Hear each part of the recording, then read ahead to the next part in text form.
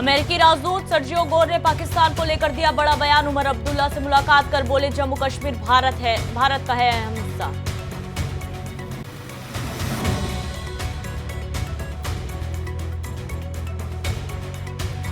NEET system पर सरकार ने 80 में जताया भरोसा। सुप्रीम कोर्ट ने एनटीए को दिया बड़ा सुझाव। पेपर लीक रोकने के लिए निगरानी बढ़ाने पर दिया जोर।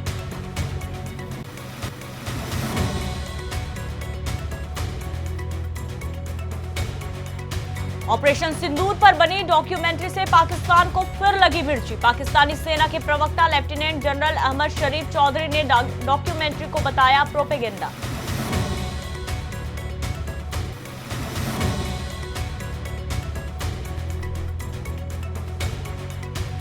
तहलका मैगजीन के पूर्व एडिटर इन चीफ तरुण तेजपाल पर गोवा सरकार का सख्त रुख। सजा बढ़ाने की मांग को लेकर जाएंगे सुप्रीम कोर्ट।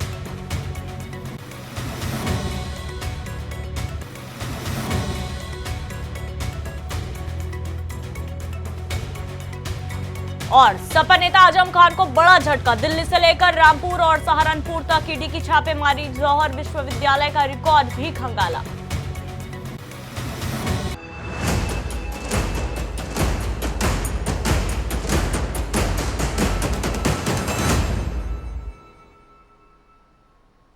नमस्कार, बहुत स्वागत है आप सभी का राष्ट्र टीवी पर। मैं हूं आपके साथ पूजा शर्मा और वक्त हो चला है आपके पसंदीदा बुलेटिन देश की बात का।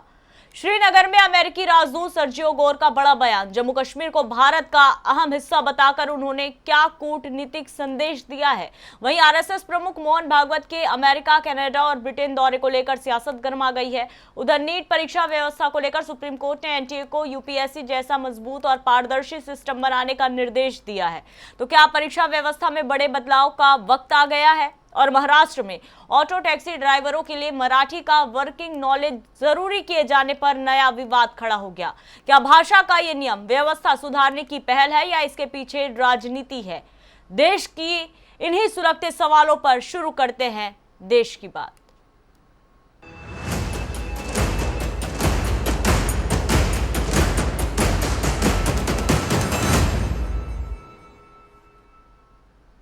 और बुलेटिन की शुरुआत करते हैं अमेरिकी राजदूत के बयान को लेकर, जिसमें राजदूत सर्जियो गोर इन दिनों भारत के दौरे पर है। उन्होंने ऐसा बयान दिया है जिसकी चर्चा होने लगी है। तो देखिए, भारत दौरे के दौरान उन्होंने बुधवार को श्रीनगर का दौरा किया। कश्मीर पहुंचने के बाद सर्जियो गोर ने एक बड़ा बयान दिया है। उन्होंने साफ शब्दों में कहा कि जम्मू कश्मीर भारत का एक बेहद अहम हिस्सा है।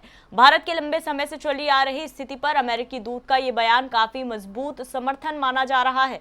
गौरतलब है कि आर्टिकल 370 हटाने और हालिया सुरक्षा घटनाओं के बाद किसी अमेरिकी राजदूत का ये पहला कश्मीर दौरा है। श्रीनगर पहुंचने के बाद अमेरिकी दूत सर्जियो गोर ने जम्मू कश्मीर के मुख्यमंत्री उमर अब्दुल्ला से मुलाकात की। इस उच्च स्तरीय बैठक के दौरान दोनों नेताओं के बीच कई अहम मुद्दों पर बातचीत हुई है। सोशल मीडिया प्लेटफॉर्म एक्स पर जानकारी साझा करते हुए सर्जियो गोर ने बताया कि इस बैठक का मुख्य केंद्र कश्मीर के विकास से जुड़े मुद्दे और आर्थिक सहयोग को बढ़ावा देना है। उन्होंने कहा कि दोनों देशों के बीच आपसी साझेदारी को और मजबूत करने के नए अवसरों पर भी चर्चा की गई। श्रीनगर में सीएम उमर अब्दुल्ला से मुलाकात के बाद अमेरिकी राजदूत सर्जियो गोर ने कहा, यहां आकर बहुत अच्छा लग रहा है। ये भारत का एक अहम हिस्सा है। मैं यहां पहली बार आया हूं। ये जगह बहुत खूबसूरत है। मैं यहां आकर और इस जगह को देखकर बहुत उत्साहित हूं। उन्होंने कहा कि हमारी बहुत अच्छी मुलाकात हुई। कुछ आगे की बातें भी हैं जिन्हें हम वॉशिंगटन और दिल्ली ले जाएंगे, लेकिन ये मुलाकात बहुत गर्मजोशी भरी रही और दोस्तानी रही और हम इस रिश्ते को आगे बढ़ाने के लिए उत्सुक भी हैं। अमेरिकी राजदूत का ये दौरा कूटनीतिक रूप से बेहद खास माना जा रहा है। पिछले 15 से ज्यादा सालों में ये पहला मौका जब किसी सेवारत अमेरिकी राजदूत और जम्मू कश्मीर के किसी मुख्यमंत्री के बीच सीधी बैठक हुई है। इसके पहले साल 2011 में तत्कालीन अमेरिकी दूत टिमोथी रोयमर ने मुख्यमंत्री उमर अब्दुल्ला से मुलाकात की थी। आरएसएस प्रमुख मोहन भागवत 25 अगस्त से अमेरिका, कनाडा और ब्रिटेन के दौरे पर जाएंगे। इस दौरान वे भारतीय प्रवासी समुदाय से संवाद करेंगे।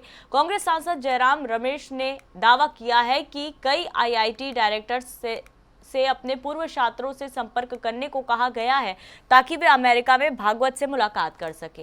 ये दौरा प्रवासी भारतीयों से जुड़े स्थानीय संगठनों और संस्थाओं के नियंत्रण पर आयोजित किया जा रहा है। आरएसएस ने कहा है कि भागवत का ये दौरा संगठन के शताब्दी वर्ष के दौरान हो रहा है। आरएसएस के प्रचार प्रमुख सुनील अंबेकर ने पहले बताया था कि भागवत 25 अगस्त से इन तीनों देशों की यात्रा करेंगे। उन्हें विदेशों में मौजूद भारतीय समुदाय से जुड़े संगठनों और संस्थानों ने आमंत्रित किया है। भागवत का ये विदेश दौरा आरएसएस के शताब्दी समारोह के बीच हो रहा है। इस दौरान भारतीय संस्कृति, समाज और आरएसएस की गतिविधियों से जुड़े मुद्दों पर समुदाय के लोगों के साथ बातचीत होने की उम्मीद है। इसके पहले भागवत ने मुंबई में जेन जी और जेन अल्फा से 1 घंटे तक संवाद किया था। उन्होंने कहा था कि जेन जी और जेन अल्फा पुरानी पीढ़ी से भी ज्यादा देशभक्त और ईमानदार हैं। हमें उनकी बात सुननी चाहिए। उनसे बातचीत में कमी थी, इसलिए दिल्ली के जंतर मंतर पर आंदोलन हुआ। उन्होंने ये बात मुंबई में India International Movement to Unite Nations यानी कि IIM UN की 15वीं वर्षगांठ पर कही थी। प्रोग्राम में 11 से 19 साल की उम्र के करीब 2000 छात्र शामिल हुए थे। आम आदमी पार्टी के नेता सत्येंद्र जैन समेत 6 लोगों की गिरफ्तारी से लेकर बीजेपी विधायक पन्नालाल शाक्य के विवादित बयान तक सियासत गर्मा गई है। पटना में तेजस्वी यादव के राजभवन मार्च और झारखंड में छात्रों के आंदोलन को लेकर भी विपक्ष सरकार पर हमलावर है, तो वहीं वंदे मातरम को लेकर कांग्रेस नेताओं के बयानों ने नई सियासी बहस छिड़ दी है। इन तमाम मुद्दों पर कांग्रेस सांसद तारिक अनवर ने राष्ट्र टीवी से खास बातचीत की है। सुनिए क्या कह रहे हैं। कल दिल्ली में आम आदमी पार्टी के नेता सत्येंद्र जैन की गिरफ्तारी होती है जल बोर्ड के घोटाले के मामले में। साथ में और 6 लोगों को गिरफ्तार किया जाता है और आज उनकी कोर्ट में पेशी है। इस मुद्दे पर बात करने के लिए हमारे साथ कांग्रेस के सांसद तारिक अनवर, उनसे बात करते हैं। सर, जिस तरीके से बात की जाए, इससे पहले भी वो 22 महीना जेल में रहकर आए और अब फिर जल घोटाले को लेकर आज कोर्ट में पेशी, कल गिरफ्तार किया जाता है 7-6 लोगों को। किस तरीके से देखते हो आप? देखिए, ये तो भारतीय जनता पार्टी का एजेंडा है कि जितने भी विपक्ष के नेता हैं उन सबको प्रताड़ित किया जाए, उन पर भ्रष्टाचार का आरोप लगाया जाए, उनको गिरफ्तार किया जाए, उनको जेल भेजा जाए, ताकि वो संगठन या वो राजनीतिक दल कमज़ोर हो या लोग प्रताड़ना से घबराकर वो भारतीय जनता पार्टी में शामिल हो जाए। हम लोगों ने देखा है कि कई महाराष्ट्र से लेकर दिल्ली तक और राज्यों के अंदर किस तरह से लोग जिनके पर भ्रष्टाचार के बहुत गंभीर आरोप थे और प्रधानमंत्री के द्वारा आरोप लगाए गए थे, वो आज भारतीय जनता पार्टी में महत्वपूर्ण पदों पर है। तो ये जाहिर करता है कि ये सिर्फ दिखावा है और ये लोगों के आंख में धूल झोंकने का काम कर रहे हैं। तो ये साफ तौर पर सर चुनावी रणनीति तहत देखते हुए, क्योंकि आम आदमी आरोप लगा रही है कि चुनाव आ गया है तो ये झूठी केस में फंसा रहे हैं, इस तरीके का गलत एजेंसियों का इस्तेमाल कर रहे हैं। हम लोगों ने बंगाल में देखा ना, चुनाव से 1 हफ्ता पहले तक गिरफ्तारी हो रही थी वहाँ टीएमसी के नेताओं की, उन पर आरोप लग रहा था, उन पर ईडी भेजे जा रहे थे, सीबीआई लगाए जा रहे थे।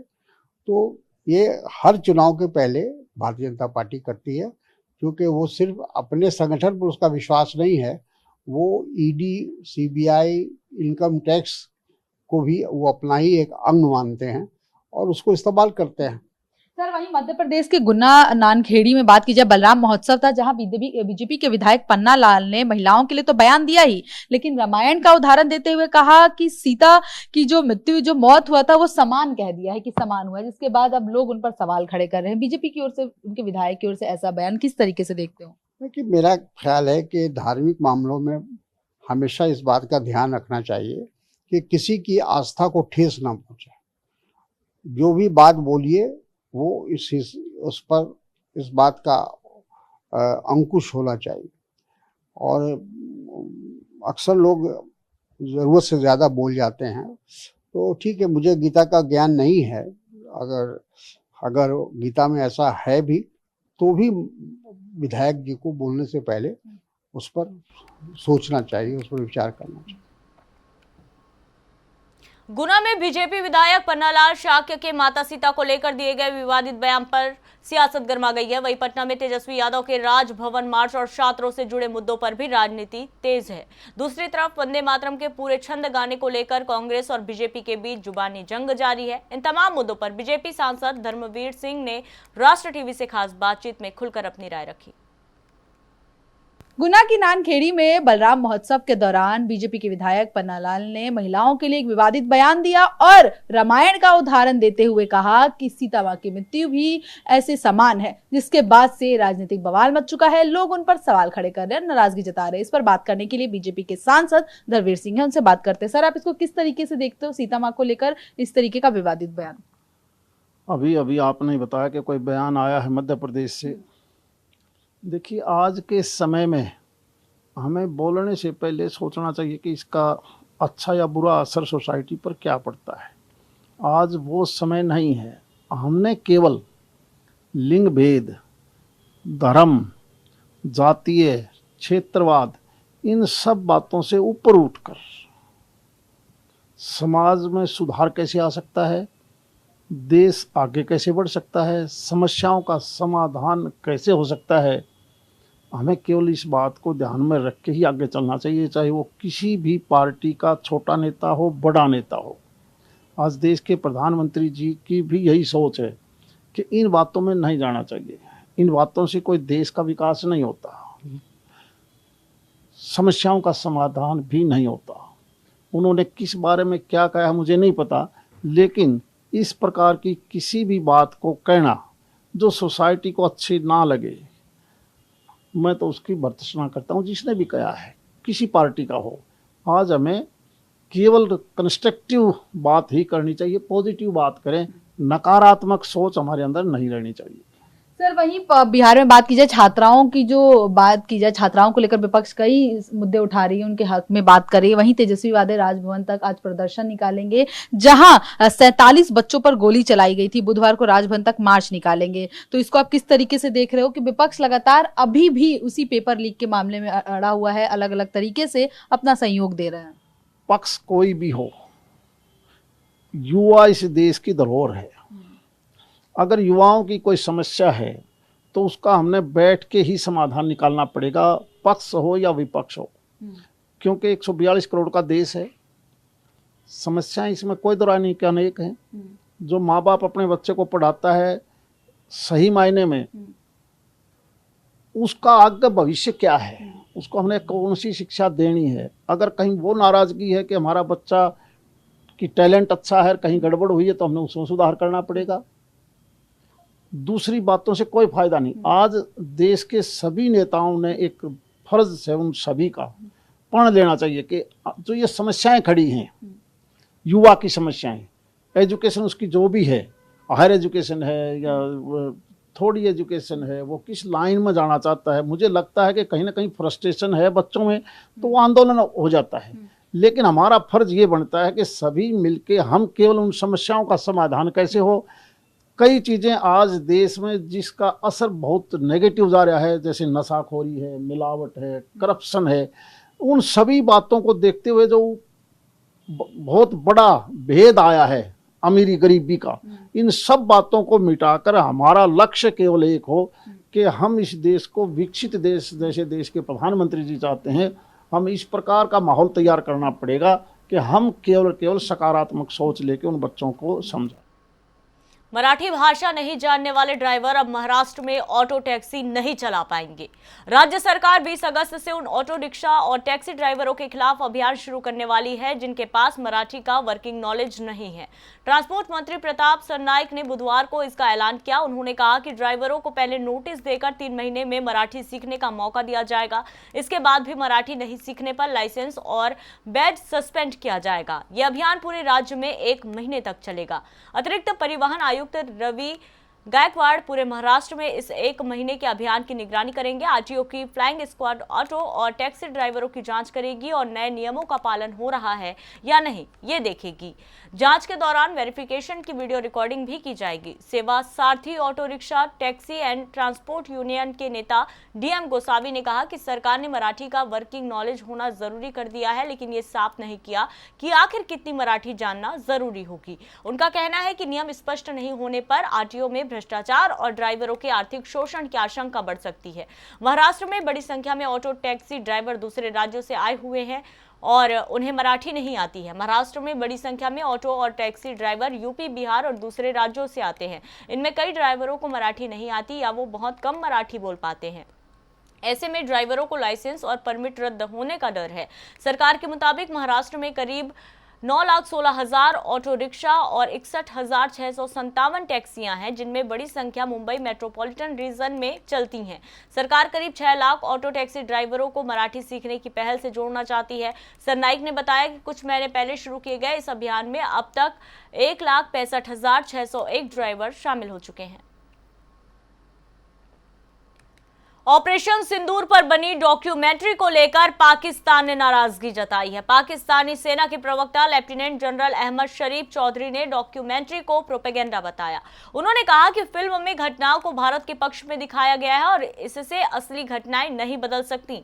अहमद शरीफ ने मंगलवार रात करीब 2 बजे सोशल मीडिया एक्स पर यह बयान दिया। उन्होंने डॉक्यूमेंट्री को ट्रेजेडी और कॉमेडी तक बता दिया। उनका आरोप है कि फिल्म में कुछ चुनिंदा इंटरव्यू, भावुक कहानी और फिल्मी अंदाज का इस्तेमाल किया गया है। ऑपरेशन सिंदूर नाम से 15 अगस्त को 2 पार्ट वाली एक डॉक्यूमेंट्री रिलीज की गई है। इसे वार्नर ब्रदर्स डिस्कवरी ने बनाया है। यह अमेरिका की एक बड़ी मीडिया और एंटरटेनमेंट कंपनी है। इसे डिस्कवरी चैनल पर रिलीज किया गया। डॉक्यूमेंट्री में पहलगाम आतंकी हमले के बाद भारत की 88 घंटे लंबी सैन्य कार्रवाई की योजना और उसे कैसे लागू किया गया है इसे दिखाया गया है। इसमें पहली बार कई वरिष्ठ सैन्य अधिकारी कैमरे पर इस ऑपरेशन के बारे में विस्तार से बात करते हैं। पाकिस्तानी सेना के प्रवक्ता ने आरोप लगाया कि भारत ने ऑपरेशन सिंदूर के नतीजे को अपनी जीत के तौर पर दिखाया है। उन्होंने कहा कि फिल्म में कहानी और वीडियो के जरिए सैन्य नाकामी को सफल ऑपरेशन बताया गया है। उनका कहना था कि फिल्म बनाने से उस समय हुई असली घटनाएं नहीं बदल सकती। अहमद शरीफ दावा किया है कि भारत पाकिस्तान के बीच हुए 4 दिन के संघर्ष में उनकी सेना ने 8 भारतीय सैन्य विमान गिराए थे। हालांकि भारत इन दावों को पहले ही नकार चुका है। पाकिस्तानी सेना ने कहा कि लड़ाई दोनों देशों के डीजीएमओ यानी सैन्य ऑपरेशन के प्रमुख अधिकारियों के बीच बातचीत के बाद रुकी थी, इसीलिए इसे भारत की एक तरफा जीत बताना सही नहीं। पाकिस्तान ने कहा कि डॉक्यूमेंट्री में एक तरफ भारत की बड़ी और सटीक सैन्य कार्रवाई की बात कही गई तो दूसरी तरफ यह भी कहा गया है कि भारत ने लड़ाई को सीमित रखा और पाकिस्तान को पीछे हटने का मौका दिया। पाकिस्तान ने इसे विरोधाभासी दावा बताया। गोवा सरकार ने साल 2013 के यौन उत्पीड़न मामले में तहलका मैगजीन के पूर्व एडिटर इन चीफ तरुण तेजपाल की सजा बढ़ाने की मांग की। इसे लेकर राज्य सरकार ने मंगलवार को सुप्रीम कोर्ट का रुख किया है। सरकार ने अपनी याचिका में कहा कि मामले की गंभीरता को देखते हुए तेजपाल को उम्र कैद की सजा दी जानी चाहिए।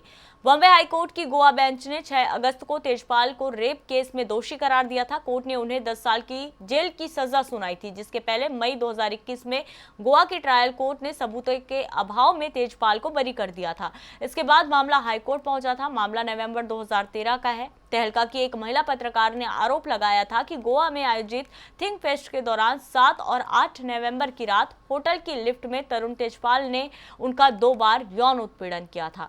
हाईकोर्ट ने माना कि ट्रायल कोर्ट ने सबूतों की बजाय घटना के बाद पीड़ित महिला के व्यवहार पर ज्यादा ध्यान दिया। साथ ही तेजपाल के माफी मांगने वाले ईमेल जैसे अहम सबूतों को भी सही अहमियत नहीं दी। कोर्ट ने तेजपाल को आईपीसी की धारा 376(2)(f), 376(2)(k), 354(a) और 354(b) के तहत दोषी माना है। यह धाराएं रेप, यौन उत्पीड़न और महिला को निर्वस्त्र करने के इरादे से हमला करने से संबंधित है। ट्रायल कोर्ट ने 21 मई 2021 को तेजपाल को सभी आरोपों से बरी कर दिया था। कोर्ट ने कहा था अपराध साबित करने के लिए पर्याप्त सबूत नहीं है। इस फैसले को गोवा सरकार ने बॉम्बे हाई कोर्ट में चुनौती दी थी। सरकार का तर्क था कि निचली अदालत ने सबूतों को सही से नहीं समझा और पीड़ित की गवाही का गलत आकलन किया। दिल्ली में सीएनजी पंप पर धमाका हुआ है। घटना टिकरी कला में घटी है। मिली जानकारी के मुताबिक सीएनजी भरते समय यह हादसा हुआ है। शुरुआत में इस घटना में 6 लोगों के घायल होने की खबरें सामने आई, जिनमें से बाद में एक की मौत हो गई।